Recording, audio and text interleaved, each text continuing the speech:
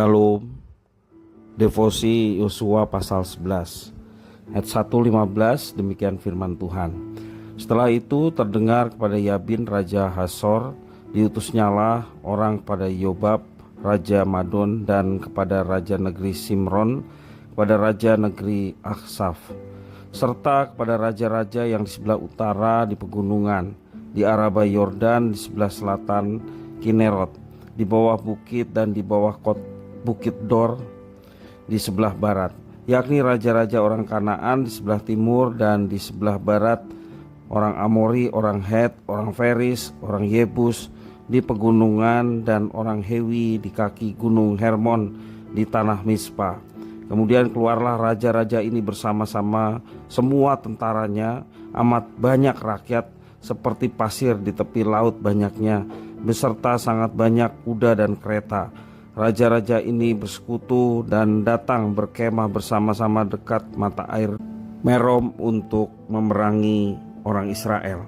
Lalu Tuhan berkata kepada Yosua, "Janganlah takut menghadapi mereka, sebab besok kira-kira waktu ini aku menyerahkan mereka mati terbunuh semuanya kepada orang Israel. Kuda mereka haruslah kamu lumpuhkan, dan kereta mereka haruslah kamu bakar dengan api." Lalu Yosua dengan seluruh tentaranya memerangi mereka dengan tiba-tiba dekat mata air Merom dan menyebu mereka. Dan Tuhan menyerahkan mereka kepada orang Israel. Mereka dikalahkan dan dikejar sampai Sidon besar, dan sampai Misrefot Maim, dan sampai lembah Mispa yang di sebelah timur. Demikianlah mereka dihancurkan, sehingga tidak seorang pun dari mereka yang diberikan lolos. Yosua melakukan terhadap mereka seperti yang difirmankan Tuhan kepadanya.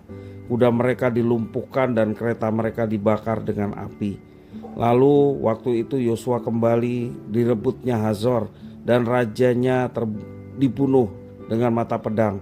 Sebab Hazor pada waktu dahulu adalah yang terutama di antara segala kerajaan itu. Semua makhluk yang ada di dalamnya dibunuhnya dengan mata pedang.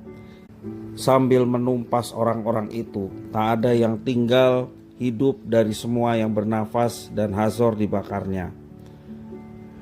Selanjutnya segala kota kepunyaan raja-raja itu dan semua rajanya dikalahkan Yosua dan dibunuhnya dengan mata pedang. Mereka ditumpasnya seperti yang diperintahkan Musa hamba Tuhan itu. Tetapi kota-kota yang letaknya di atas bukit-bukit puing tidaklah dibakar oleh orang Israel. Hanya Hazor saja yang dibakar oleh Yosua. Segala barang dari kota-kota itu serta ternaknya telah dijarah orang Israel, tetapi manusia semuanya dibunuh mereka dengan mata pedang, sehingga orang-orang itu dipunahkan mereka. Tidak ada yang ditinggalkan hidup dari semua yang bernafas, seperti yang diperintahkan Tuhan kepada Musa hambanya itu. Demikianlah diperintahkan Musa kepada Yosua, dan seperti itulah dilakukan Yosua. Tidak ada sesuatu yang diabaikannya dari segala yang diperintahkan Tuhan kepada Musa.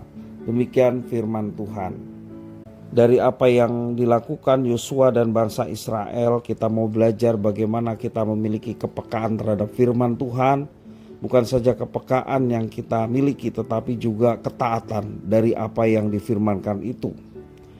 Setiap manusia pasti pernah melewati masa penuh krisis.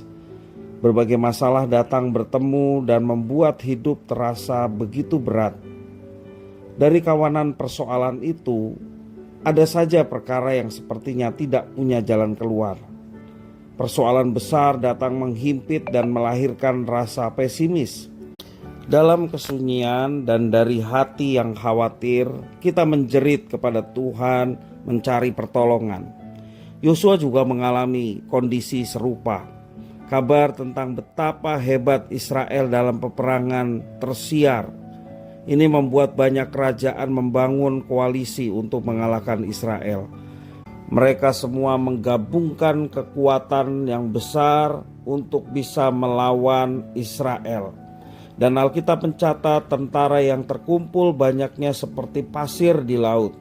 Dan kekuatan seperti ini pasti menggetarkan hati Yosua untuk menghadapinya. Namun Tuhan berfirman kepada Yosua, "Janganlah takut.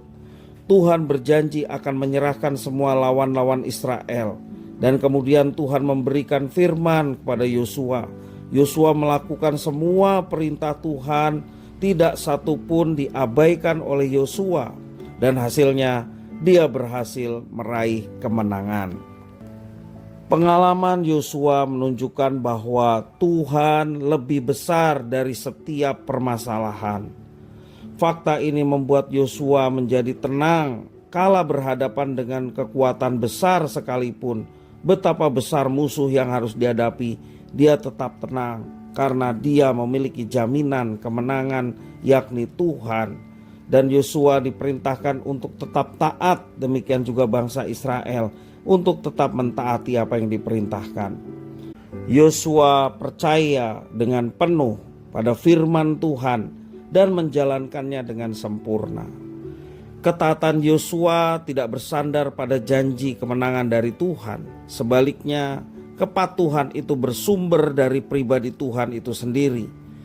Yosua patuh karena ia mengenal Tuhan yang memberi perintah, bukan karena iming-iming atau hadiah Tuhan akan memberikan kemenangan, tetapi sekali lagi karena Yosua mengenal siapa pribadi yang memberikan perintah untuk ditaatinya. Ketaatan akhirnya mensyaratkan sebuah keintiman relasi antara manusia dan Tuhan. Hanya dengan mengenal Tuhan, maka ketaatan murni bisa dilakukan. Saat menghadapi masalah kehidupan, kita perlu menteladani Yosua. Solusi sejati terletak pada kepekaan kita mendengar firman Tuhan dan mentaati firman itu. Tidak ada yang bisa memuliakan dan menyenangkan hati Tuhan selain daripada kita orang-orang yang dipilihnya untuk peka terhadap firman Tuhan, sungguh-sungguh dalam mendengar firman Tuhan serta menerapkannya dalam hidup kita setiap hari. Dan percayalah, kalau Tuhan memerintahkan sesuatu yang baik, Dia juga tetap menyediakan bagi orang-orang yang dengan taat melaksanakannya, yakni berkat-berkat yang disiapkan Tuhan atas mereka semua. Bukan berkat yang kita cari, tetapi Tuhan sumber segala berkat itulah yang kita cari. Kita cari dan melaksanakan apa yang difirmankannya dengan penuh sukacita, sebab apa yang difirmankannya itu selalu untuk kebaikan kita. Tuhan kiranya menolong kita untuk senantiasa diberikan kepekaan hati untuk hidup dalam ketaatan akan firman Tuhan. Tuhan Yesus memberkati.